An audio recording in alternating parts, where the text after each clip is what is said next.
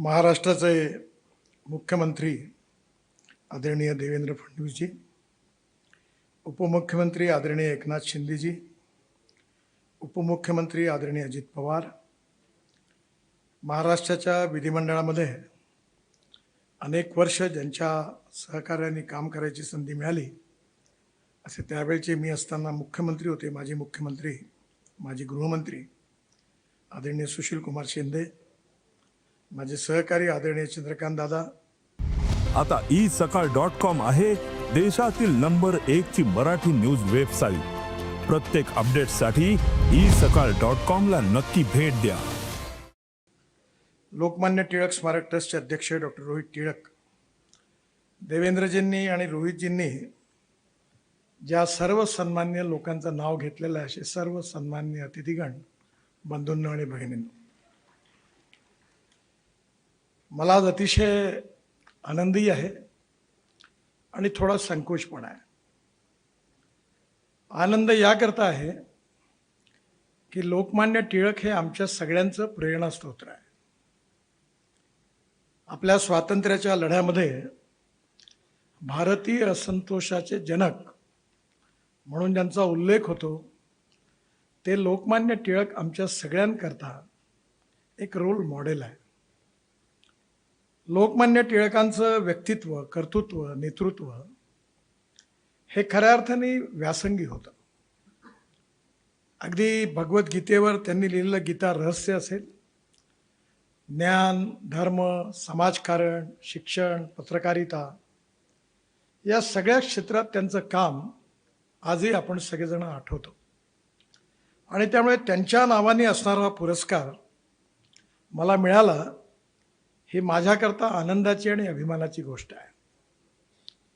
असं म्हटलं जातं की काही पुरस्कार मिळाल्यानंतर त्या व्यक्तीमुळे त्या पुरस्काराचं महत्त्व वाढतं आणि काही पुरस्कार असे होतात की ज्या व्यक्तीला मिळतात त्या व्यक्तीचं महत्त्व वाढतं. खरं म्हणजे लोकमान्य टिळकांच्या नावाने असणारा पुरस्कार माझ्यासारख्या सामान्य व्यक्तीला मिळाला, खऱ्या अर्थाने माझं व्यक्तित्व त्यामुळे वाढलं, मोठेपण वाढलं, असं खऱ्या अर्थाने म्हटलं तर गैर होणार नाही. मी नेहमी गमतीने सांगतो की माझा अर्धा आयुष्य काय जवळपास, आताही ते काही अपवाद नाही आहे, सिनेमा नेहमी पुढून आणि नाटक मागून बघणाऱ्यांपैकी आम्ही होतो. त्यामुळे 85 पैशाचं तिकीट काढून थर्ड क्लासमध्ये सिनेमा बघितला आणि बाल्कनीतून नाटकं बघितली आणि फुटपाथवर 4 आण्याचा चहा पिता पिता अर्ध जीवन गेलं. आणि म्हणून आज माझ्यासारख्या एका सामान्य व्यक्तीला जेव्हा इतकं सगळेजण चांगलं बोलले तेव्हा मला याचा खूप संकोच झाला. गेल्या 45 वर्षाच्या माझ्या जीवनामध्ये एक गोष्ट महत्त्वाची आहे की मी ज्यावेळी जनता पार्टीचं राज्य होतं त्यावेळी जॉर्ज फर्नांडिस मंत्री होते आणि ते अतिशय मोठे द्रष्टे नेते होते. मी जरी संघाचा असलो तरी मी फार संघर्षशील वृत्तीचा होतो आणि मी भाषणात नेहमी म्हणायचो की जी व्यवस्था न्याय देत नाही ती उकडून फेका. त्यामुळे स्वाभाविकपणे जॉर्ज साहेबांच्या बरोबर त्यांच्या व्यक्तीनं खूप, मला अनेक वेळा त्यांनी माझ्यावर खूप प्रेम केलं. आणि मुंबईला एकदा माझ्याकडे मलबार हिलवर मी मंत्री असताना आले आणि मला म्हणाले, नितीन काय करतोयस? मला काही नाही, चल माझ्याबरोबर. ते डिफेन्स मिनिस्टर होते, एक पोलीसवाला होता आणि ते होते.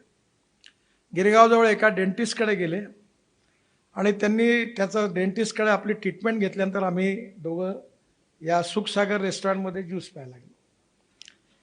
त्यानंतर मी त्यांना वेळोवेळी बघितलं आणि जेव्हा त्यांना बघितलं तेव्हापासून मी ठरवलं की सत्काराच्या कार्यक्रमात जायचं नाही आणि विमानतळावर कोणी माझ्याकडे हार पुष्पगुच्छ, नागपुरात कोणी येतच नाही, कारण मी आलेल्या माणसाला जे बोलतो ते माहीत असल्यामुळे कोणी देतच नाही.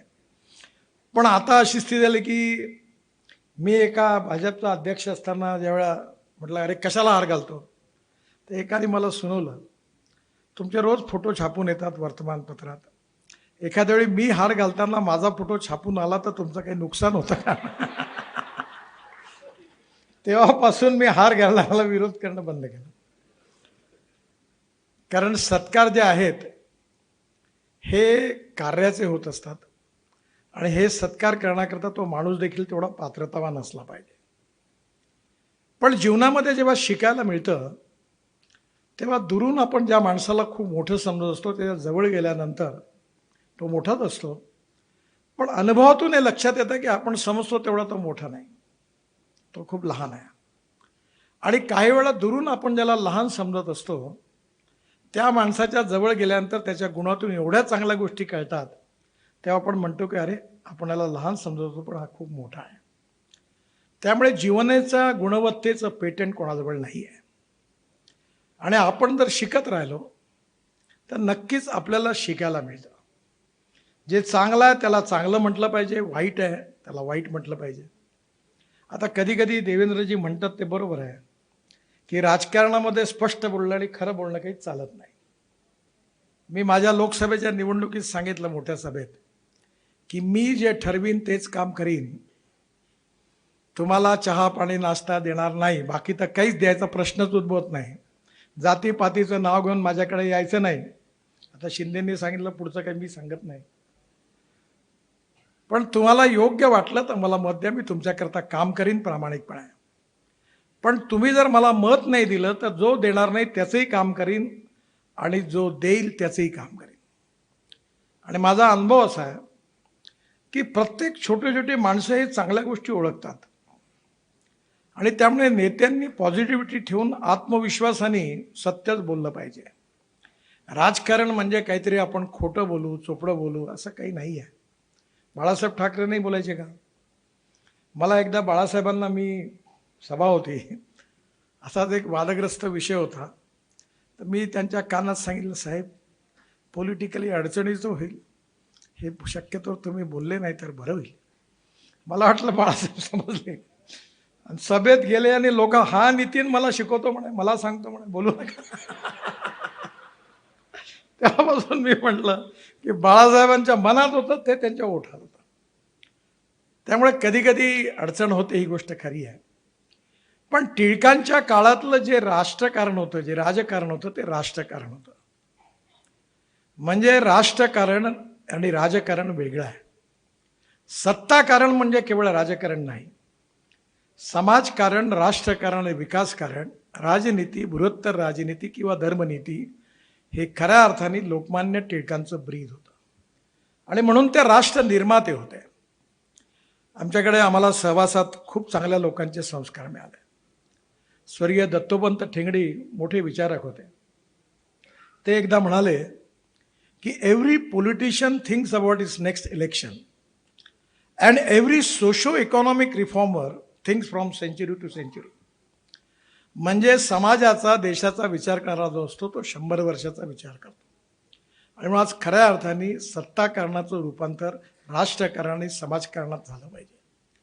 Politics is the instrument of socio economic reform. आणि म्हणून स्वातंत्र्याचा जो लढा होता इंग्रजांच्या विरुद्ध, ज्याकरता लोकमान्य टिळकांना खरं म्हणजे भारतीय असंतोषाचे जनक असं म्हटलं गेलं, आणि सर्वव्यापी नेतृत्वाने जो संघर्ष उभा केला, असे अनेक लोकमान्य टिळकांसारखे थोर नेते, राष्ट्रभक्त, क्रांतिकारक, समाजसुधारक, संत, अनेक लोकांचं जेथून जे एवढं सगळं मोठं काम उभं झालं, त्यातून आज आम्ही शुद्ध हवेमध्ये, शुद्ध वातावरणामध्ये आज स्वातंत्र्याचं ऑक्सिजन घेतो आहे. जर आमच्या देशाकरता या सगळ्यांनी बलिदान केलं नसतं तर आज काय इतिहास राहिला असता. त्यामुळे स्वातंत्र्य जे मिळालेलं आहे त्या लोकमान्य टिळकांसारख्या अनेक थोर देश समर्पित राष्ट्रपुरुषांनी जे बलिदान केलं, जे जीवनाचं सर्वस्व अर्पण केलं, त्यांच्यामुळे आजचा दिवस आम्हाला बघायला मिळाला. आणि मला अतिशय आनंद आहे की त्यांच्या नावाचा असणारा पुरस्कार मला मिळाला. याआधी पुरस्कारामध्ये इतकी मोठी मोठी लोकांची नावं आहेत, त्या खरोखर मी तुम्हाला सांगतो, काही नम्रतेने वगैरे नाही, त्याच्या पात्रतेचा मी नाही. असं म्हटलं जातं की no one is perfect and no one can claim that he is perfect. उत्तम, अधिक उत्तम, सर्वोत्तम up to infinity. You cannot catch your own image. त्यामुळे आपल्यामध्ये कोणी पूर्णांक नाही आहे, आपण अपूर्णांक आहोत. पण एक गोष्ट मात्र खरी आहे की आपण काम करत राहिलं पाहिजे. मला एकाने विचारलं की तुम्ही करोडोमध्ये बोलता, कुठून येतात पैसे तुमच्याजवळ? म्हणजे पुण्यातच विचारलं होतं. मी या टिळक पत्रकार भवनाचंच नाव होतं आणि कर्दळे नावाचे पत्रकार होते, मी त्यांना विसरलो नाही. पुण्यातल्या 2 गोष्टी माझ्या चांगल्या लक्षात आहे. त्यावेळी कर्दळेंनी मला विचारलं, प्रकाशजींना आठवत असेल त्यावेळी, त्यांनी मला विचारलं की मुंबई पुणे एक्सप्रेस हायवे तुम्ही बांधता, किती दिवसात बांधाल? मी म्हटलं 2 वर्षात. मग रिलायन्सचं आता तुम्ही 3600 कोटी, म्हणजे मी 96 सालची गोष्ट करतो, आजचे 50,000 कोटी होती, तुम्ही त्यांचं टेंडर रिजेक्ट केलं. म्हटलं हो. मग तुम्ही किती रुपयात बांधणार? तर मी म्हटलं 1700 ते 1800 कोटी रुपयात बांधू. जोरदार हसलेत ते. किती दिवसात आणि तुमच्याकडे पैसे किती आहेत? देवेंद्रजी म्हणाले, ते बरोबर आहे, माझा स्वभाव तसा असला. मी म्हटलं 5 कोटी रुपये आहेत. ते हसले. फार उत्तम पत्रकार होते, आता त्यांचा मृत्यू झाला, पण त्या काळात त्यांचं नाव होतं, इंडियन एक्सप्रेसमध्ये होते. ते म्हणाले, गडकरी साहेब, तुम्ही राजकारणी यावं, काही बोलावं, काही सांगावं आणि आम्ही ते लिहावं अशी तुमची अपेक्षा आहे का? म्हटलं नाही. मग तुमच्याजवळ काय आहे म्हणाय? तुम्ही हे काम करता म्हणता, तुमच्याजवळ काय आहे? तर मी म्हटलं, ते मला ते आठवलं, अमिताभ बच्चनच्या चित्रपटात ना, मेरे पास माँ है. तसं माझ्या तोंडून निघालं की माझ्याजवळ स्ट्रॉंग पॉलिटिकल विल आहे. आणि if there is a will there is a way, and if there is no will there is only survey, discussion, seminar, committee, sub committee and research group. मी नेहमी म्हणतो की मला निर्णय घेणारे अधिकारी आवडतात. मी माझ्या मुलाला गाडीत सांगत होतो की अरे निर्णय घे, तो अतिशय चांगला आहे, हुशार आहे, पण तो खूप विचारी आहे. मी त्याला म्हणलं मी अविचारी आहे, कारण अविचारीच माणसं धाडसी निर्णय घेऊ शकतात.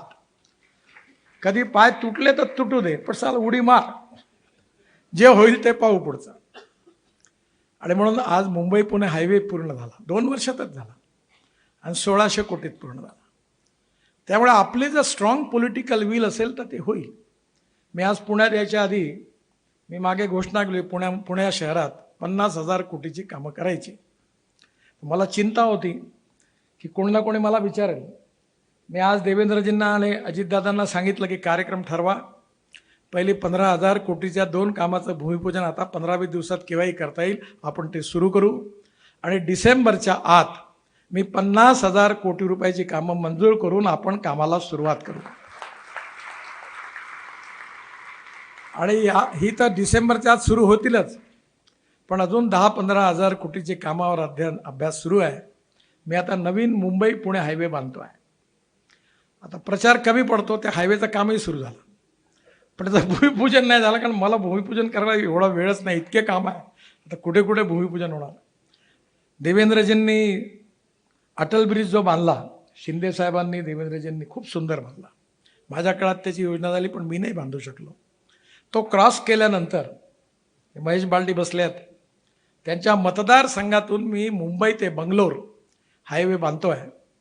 आणि तो डायरेक्ट पुण्याच्या रिंग रोडला येणार आहे 1.5 तासात मुंबईवरून पुण्यात, आणि 5 तासात बंगलोर.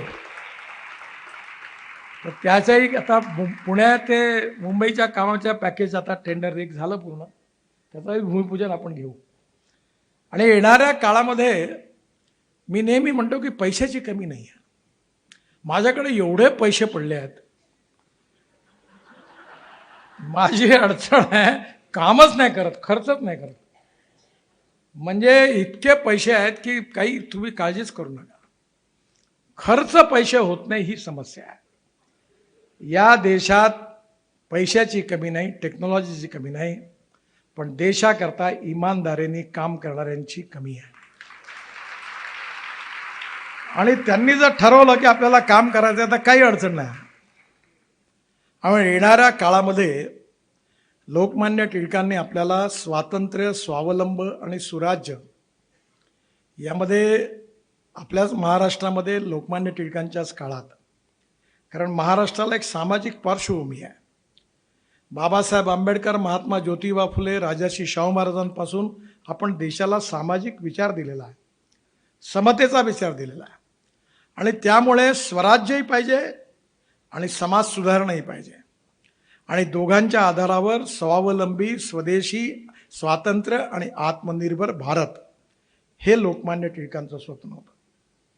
मला खूप आनंद आहे, कारण पुण्यामध्ये ऑटोमोबाईल इंडस्ट्री आहे. मी जेव्हा सगळ्यांना बोलवतो त्यांना म्हणतो, कारण मी जेव्हा मंत्री झालो तेव्हा इंडस्ट्रीचा साईज 12 लाख कोटी रुपये होता. ही या इंडस्ट्रीने 4 कोटी लोकांना रोजगार दिलेला आहे. महाराष्ट्र आणि भारत सरकारला सगळ्यात जास्त GST रेव्हेन्यूच्या रूपाने देणारी इंडस्ट्री आहे आणि ही इंडस्ट्री जगात पहिली व्हावी अशी माझी इच्छा आहे. कठीण आहे पण असंभव नाही आहे. आणि आज मला सांगताना आनंद होतो आहे की मी जेव्हा 5 वर्षाहून मागे लागलो सगळ्यांच्या, जपानचा नंबर 4था होता जगात. आता आपण जपानला मागे टाकलं आणि आपण 3ऱ्या नंबरवर आहोत. अमेरिका पहिल्या नंबरवर आहे. अमेरिकेच्या इंडस्ट्रीचा साईज 78 लाख करोडचा आहे. चायना दुसऱ्या नंबरवर आहे, 49 लाख करोड आहे. आणि भारत 3ऱ्या नंबरवर आहे, आपला साईज 22 लाख करोड आहे. पण ज्या रीतीने अल्टरनेटिव्ह फ्युएल आणि बायो फ्युएलमध्ये आपण काम करतो आहे, आयन बॅटरीपासून अनेक याच्यावर जे स्टार्टअप रिसर्च सुरू आहे, फ्लेक्स इंजिनवरचं इथेनॉल येत आहे, हायड्रोजनचे ट्रक आता टाटाला मी लॉन्च केले 3 ट्रक. IC इंजिन जे आहे त्याच्यात हायड्रोजन वापरता येईल, हायड्रोजन फ्युएल सेलचे आहेत. आणि त्यामुळे मी पूर्ण विश्वासाने सांगतो, 5 वर्ष म्हटलं आहे मी, कारण आपण नेहमी उद्दिष्ट थोडं कठीण ठेवतो, पण मला विश्वास आहे की येणाऱ्या काळामध्ये जे आत्मनिर्भर भारताचं प्रधानमंत्री नरेंद्र मोदींचं स्वप्न आहे, हे जगातली 3rd लार्जेस्ट अर्थव्यवस्था आम्हाला व्हायचं आहे. त्यामध्ये ऑटोमोबाईल इंडस्ट्री येणाऱ्या काळामध्ये या जगात पहिल्या नंबरवर पोहोचल्याशिवाय राहणार नाही. आज आपल्या 2 व्हीलरमध्ये हिरोदिया साहेब बसले आहेत, ते बजाजचे मोठे हे आहेत. बजाज, TVS, हिरो आणि होंडा यांचं 50% प्रोडक्शन एक्सपोर्ट आहे. येणाऱ्या काळामध्ये मला विश्वास आहे की प्रत्येक क्षेत्रामध्ये पुढे जाऊन जगात पहिल्या नंबरवर येण्याचं पोटेन्शियल भारतामध्ये आहे. आणि लोकमान्य टिळकांचं हे स्वप्न होतं की स्वराज्य मिळालं पाहिजे, पण स्वराज्याचं सुराज्यामध्ये रूपांतर झालं पाहिजे. आणि सुराज्यामध्ये जे रूपांतर होईल त्या ठिकाणी आपण आपल्या पायावर आत्मनिर्भर भारत, स्वावलंबी भारत निर्माण केला पाहिजे. शेतीपासून, उद्योग क्षेत्रापासून, इन्फ्रास्ट्रक्चरपासून सगळ्या क्षेत्रात खूप संभावना आहेत. Low aim is crime. आणि त्यामुळे आपण जर हिमतीने पुढे आलो तर उद्दिष्ट पूर्ण करणं कठीण नाही. मला आठवते, या पुण्यातच मी राजकारणात प्रवेश केला तेव्हा पहिल्यांदा पुण्याला आलो. त्यावेळी अण्णा जोशी होते, डॉक्टर लेले होते. महाराष्ट्र एक्सप्रेस सकाळी 6 वाजता पोचायची.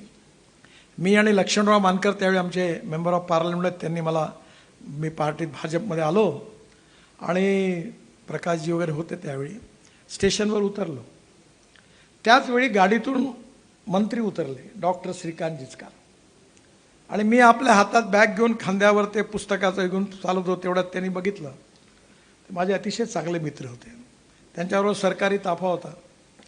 त्यांनी लगेच सांगितलं त्याला, त्यांच्या लोकांना, अरे यांचं सामान पकड, माझे मित्र आहेत. म्हणलं नाही राहू दे, मी घेतो. ते मला हळूच म्हणाले, नितीन तू खूप चांगला कार्यकर्ता आहे, चांगला नेता आहे, तुझ्यात खूप क्वालिटीज आहे, पण good person in A bad party आहे. तू काही कर, काँग्रेसमध्ये ये, तुझं भविष्य उज्ज्वल होईल. मी म्हटलं श्रीकांत, मी विहिरीत जीव देईन पण मी काँग्रेसमध्ये नाही येणार, असं त्यावेळी बोललो. म्हणे का? म्हटलं मी काही झालं तरी माझी विचारधारा, माझं कन्व्हिक्शन मी नाही सोडणार, जे व्हायचं ते हो. आणि त्यांनी नागपूरला गेल्यावर मला एक पुस्तक पाठवलं आणि ते इंग्लिशमध्ये पुस्तक होतं, रिचर्ड निक्सनची आत्मचरित्र होतं. आणि ते मला नितीन तू हे पुस्तक वाच. आणि त्या पुस्तकात रिचर्ड निक्सन अमेरिकेचे प्रेसिडेंट होते. तुम्हाला माहिती आहे इतिहास, की वॉटरगेटमुळे त्यांना बहिष्कृत केलं, त्यांना वॉशिंग्टन DC मध्ये जागा मिळाली नाही, बंगला मिळाला तर लोकांनी राहू दिलं नाही. त्या काळात त्यांनी पुस्तक लिहिलं. आणि त्या पुस्तकामधलं एक सुंदर वाक्य होतं. आणि ते वाक्य होतं की the man is not finished Wien is defeated, but he is finished when he quits. युद्धात हारल्यानंतर कोणी समाप्त होत नाही, पर युद्धभूमी सोडून जो पळून जातो तेव्हा तो समाप्त होतो. लढलं पाहिजे. आणि लढणं हा महाराष्ट्राचा स्वभाव आहे. लढणं हा देशभक्त आणि क्रांतिकारकांचा संस्कार आहे. आणि लढत असताना सामाजिक आर्थिक परिवर्तन करणं, सोशो इकॉनॉमिक ट्रान्सफॉर्मेशन करणं हा महाराष्ट्राचा विचार आहे. संत तुकारामांपासून, ज्ञानेश्वरांपासून ही जी संतांची पार्श्वभूमी आहे, यांनी दिलेला विचार, सावरकरांपासून लोकमान्य टिळकांपर्यंत अनेक देशभक्त क्रांतिकारकांनी या देशाच्या वासुदेव बळवंत फडकेपासून केलेलं बलिदान हा आपला इतिहास आहे. महात्मा ज्योतिबा फुले, बाबासाहेब आंबेडकर, राजर्षी शाहू महाराज यांनी समता, केवळ सामाजिक समता नाही तर आर्थिक समता देखील प्रस्थापित केली पाहिजे हा दिलेला विचार देशाला महाराष्ट्राने दिलेला आहे. आणि म्हणून या महाराष्ट्राची खऱ्या अर्थाने जी प्रतिभा आहे ती या थोर नेत्यांमुळे आज देशामध्ये प्रसिद्ध आहे. आणि मला खूप आनंद आहे की जे लोकमान्य टिळक आमचं दैवत आहे, आमचं प्रेरणास्तोत्र आहे, ज्यांनी या देशाकरता काम करण्याची प्रेरणा दिलेली आहे, त्यांच्या नावाने असलेला हा पुरस्कार हा मला मिळाला. यामुळे माझी जबाबदारी वाढली आहे. मी खरोखर या पुरस्काराकरता पात्रतेचा नाही आहे, पण खूप मोठी जबाबदारी या ट्रस्टींनी माझ्यावर टाकलेली आहे. आणि म्हणून माझ्या उरलेल्या आयुष्यामध्ये मला समाजाकरता, देशाकरता जे जे काही करता येईल ते करण्याचा मी प्रयत्न करीन. आणि हे नक्की तुम्हाला विश्वासाने सांगतो. मला आनंद आहे की आता जसं यांनी म्हटलं की महाराष्ट्रात मी सगळ्यात जास्त केलं, प्रत्येक राज्याचा मुख्यमंत्री त्या राज्यात गेल्यावर मला हेच म्हणतो. कारण मी जात, पंथ, धर्म, भाषा आणि पार्टी भेद नाही केला. परवा 2 दिवस मला बुधवार आणि गुरुवार माझ्याकडे मेंबर ऑफ पार्लमेंट सगळे येतात, अधिकारी बसले असतात ते येतात, आपली समस्या सांगतात. एकावेळी 8-8, 10-10 मीटिंग सुरू असतात. आणि जेव्हा ते माझ्याकडे येतात मी म्हणतो का रे काम काय? साहेब ते योजनेत नाही आहे. म्हटलं योजना कोण सांगणार? तुम्ही. म्हटलं मी कोण आहे? मंत्री. मग मी सांगतो टाक योजनेत, कर मंजूर.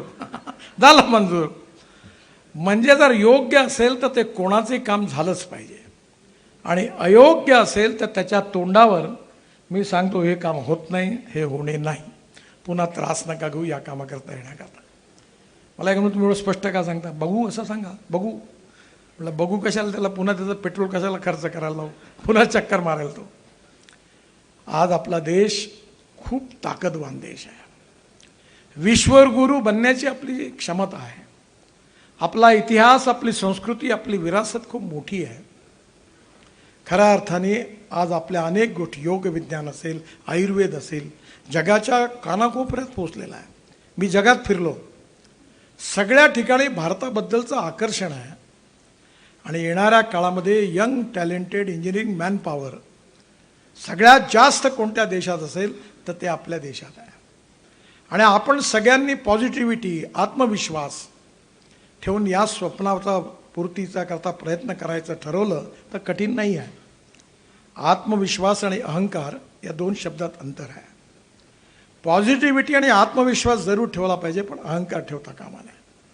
आणि त्यामुळे येणाऱ्या काळामध्ये लोकमान्य टिळकांचं जे स्वप्न होतं ते स्वराज्य त्यांनी आपल्याला मिळवून दिलं, पण स्वराज्याचं रूपांतर सुराज्यामध्ये करण्याचं, सामाजिक आर्थिक परिवर्तनामध्ये पूर्णपणे जे अपेक्षित असणारं परिवर्तन ते करून दाखवणं आणि विश्वगुरू बनून या जगाला, या जगामध्ये भारताला नंबर 1ची महाशक्ती बनवणं हे टिळकांचं स्वप्न होतं. त्याकरता त्यांनी आपलं आयुष्य खर्ची घातलं. आणि म्हणून मला विश्वास आहे की आपल्या सगळ्यांच्या आशीर्वादाने आम्ही सगळेजण मिळून टिळकांचं जे स्वप्न होतं ते पूर्ण करण्याचा प्रयत्न करण्याचा संकल्प केला पाहिजे. आज मला हा पुरस्कार मिळाला. मी पण हा संकल्प करतो आहे, जे जे मला करता येईल ते करण्याचा मी प्रयत्न करेन. मला माहिती आहे, मला नेहमी वाटतं की जे जगात नाही ते भारतात झालं पाहिजे. मी आता एक 12,000 कोटी रुपयाची नर्मदे आपल्या ब्रह्मपुत्रेच्या खाली एक टनेल बांधतो आहे, इमेन्स टनेल. तर मला सांगितलं आपल्या देशात एकदा बांधल्याच नाही गेली. म्हणलं आपण कोण शोधू, कोण असेल तर आणा त्याला, पण जे जगात नाही ते आपल्याकडे झालं पाहिजे. समुद्राच्या आतमध्ये आता इतकी सुंदर टनेल महाराष्ट्र सरकारने, देवेंद्रजींनी, या सगळ्यांनी मिळून L&Tनी बांधली. परवा ते L&Tला मी अवॉर्ड दिला. केवढी सुंदर टनेल बनली आहे समुद्राच्या खालून. आता 12,000 कोटीची एकच मोठी टनेल ब्रह्मपुत्रेच्या आतमध्ये आम्ही बांधतो आहे. जगामध्ये एका पुलावर, पुण्यामध्ये 1 रोड, वरती पूल, त्याच्यावरती पूल मी चेन्नईमध्ये बांधतो आहे. आता पुण्यात पहिल्यांदा असे 3 पूल बांधतो आहेत. आणि हे शक्य आहे. इम्पॉसिबल शब्दाचा अर्थ आहे आय एम पॉसिबल. नाही तर अनेक वेळा विद्वत्ता याकरता खर्च केला जाते की काम कसं होत नाही, हे कसं कठीण आहे, कायद्यात कसं बसत नाही. अरे कायदा कोणाचा आहे? जनता ही सार्वभौम मालक आहे. जिथे जनता, मी एकदा ई रिक्षा, मला आठवतं सुप्रीम कोर्टापर्यंत भांडलो की 1 कोटी लोक माणूस माणसाला खिचण्याचं काम करत होता आणि एक प्रकारचं मानवीय शोषण होता. आणि ज्यावेळी याच्यावर काही लोकांनी सुप्रीम कोर्टात केस केली आणि थांबवून दिलं काम, मी काय केलं होतं, मी म्हणलं या कंपनीचा टायर वापरा, त्या कंपनीचं ॲक्सेल वापरा, त्या कंपनीचे स्पोक वापरा, त्याचं हे वापरा आणि बनवा ई रिक्षा. तर कंपन्या म्हणे आमचे पेटंट आहे, तुम्हाला नाही करता येणार. म्हटलं बरोबर आहे तुमचं, पण महात्मा गांधींनी एक सांगितलं होतं की एखादा निर्णय गरीब माणसाच्या हिताकरता करायचा असेल तर एकदाने 10 कायदा तोडा. मी महात्मा गांधींचं अनुकरण करतो आहे आणि म्हणून मी कायदा तोडला. मग माझ्या अटर्नी जनरल आले, तारखावर तारखा पडत होत्या. मी त्यांना म्हटलं का तुम्ही बरोबर बोलत नाही का, मी येऊ का म्हणलं सुप्रीम कोर्टात, तुम्ही बरोबर आर्ग्यू करा, गरीब माणसाच्या हिता करताय. ती केस आम्ही जिंकलो आणि आज 1 कोटी लोक जे माणूस माणसाला खिचण्याचं काम करत होता, जो सायकल रिक्षा चालवत होता, ती मानवीय प्रथा जवळपास संपूर्णपणे समाप्त झाली. आता 1 क्विंटलचा पोता पाठीवर घेऊन फिरणारा संपला, कारण ई कार्ट आलं. आणि म्हणून येणाऱ्या काळामध्ये मी नेहमी म्हणतो की कधी कधी लोकांचा विश्वासच बसत नाही, कारण आउट ऑफ बॉक्स जेव्हा आयडिया आपण इम्प्लिमेंट करायला घेतो तेव्हा लोक विश्वास ठेवत नाही. मी जेव्हा इलेक्ट्रिक व्हेकल सुरू करायचा निर्णय घेतला तेव्हा मला आठवतं ताज पॅलेसमध्ये मला एका पत्रकाराने प्रश्न विचारला की इलेक्ट्रिक गाडी रस्त्यात जर बंद पडली तर धक्का मारायला तुम्ही येणार का. म्हणलं हो मी पण येईल, तुम्हाला घेऊन जाईन बरोबर. आज कुठे, आज 350-400 किलोमीटर इलेक्ट्रिक गाडी धावते, इलेक्ट्रिक बसेस आल्या. आणि आता देवेंद्रजी आणि आम्ही मिळून नागपुरात फ्लॅश चार्जिंगची टाटाला ऑर्डर दिला आहे. पहिली बस म्हणजे जी इतकी सुंदर बस आहे की जी आता पुण्यातही आम्ही आणणार आहे. मला विचारत होते की पुणे कोल्हापूर एकदा आमचा प्रोजेक्ट होऊ द्या पूर्ण. आता असं आहे की नागपुरात काही झालं तर सगळेजण म्हणतात, मग आमच्यावर इकडे लेख वगैरे लिहून आले मागे का देवेंद्रजी आणि नितीन गडकरी यांच्या काळात आता पुण्याकडे दुर्लक्ष आहे. मी पुण्याच्या आजूबाजूला 2 लाख कोटी रुपयाची कामं करतो आहे. पश्चिम महाराष्ट्रामधल्या सिंचन प्रकल्पाकरता टेंबूपासून सगळ्यांना त्या काळात देवेंद्रजींच्या बरोबर बळीराजा योजना तयार करून मी 12,000 कोटी रुपये दिले. माझ्या मनात कुठेही पुणे मुंबई हा भाव नाही. पुण्याच्या एअरपोर्ट करता एअर व्हाईस मार्शलला मी काय बोललो आहे तुम्हाला सांगू शकत नाही. त्याच्याकडनं घेऊन घेतलं आणि तुम्हाला जागा दिली, एअरपोर्ट व्हायला पाहिजे म्हणून. आणि पुण्याची मेट्रो सुरू होत नव्हती तर मी हे गमतीने म्हटलं होतं, माफ करा, पुणे हे नॉलेजची कॅपिटल असल्यामुळे इथले सगळेच नेते विद्वान असल्यामुळे एकमत होत नाही. आता मीटिंग संपली, मी म्हणतो ते झालं पाहिजे, चर्चा बंद आणि मेट्रोचं काम सुरू झालं. खरं म्हणजे पुण्याचाही विकास झाला पाहिजे आणि तो होईल. विकासाच्या बाबतीत कुठलंही डिस्क्रिमिनेशन करता कामा नये. त्यामुळे येणाऱ्या काळात लोकमान्य टिळकांच्या स्वप्नातला भारत हा खऱ्या अर्थाने हे स्वप्न पूर्ण करण्याकरता हा पुरस्कार आपण मला दिला आहे. हा विचार घेऊन माझ्या आयुष्यात मला त्यांचं स्वप्न पूर्ण करण्याकरता जेवढं काही करता येईल तेवढं निश्चितपणे करीन असा विश्वास आपल्या सगळ्यांना देतो. वेळ बराच झाला आहे, माझं भाषण समाप्त करतो. धन्यवाद. जय हिंद, जय महाराष्ट्र. देश विदेशातील प्रत्येक घडामोडींचे लाईव्ह अपडेट मिळवण्यासाठी आता साम टीव्हीच्या सर्व सोशल मीडिया प्लॅटफॉर्मला लाईक, फॉलो आणि सबस्क्राईब करा. तसंच सर्व नोटिफिकेशनसाठी बेल आयकॉन प्रेस करायला विसरू नका.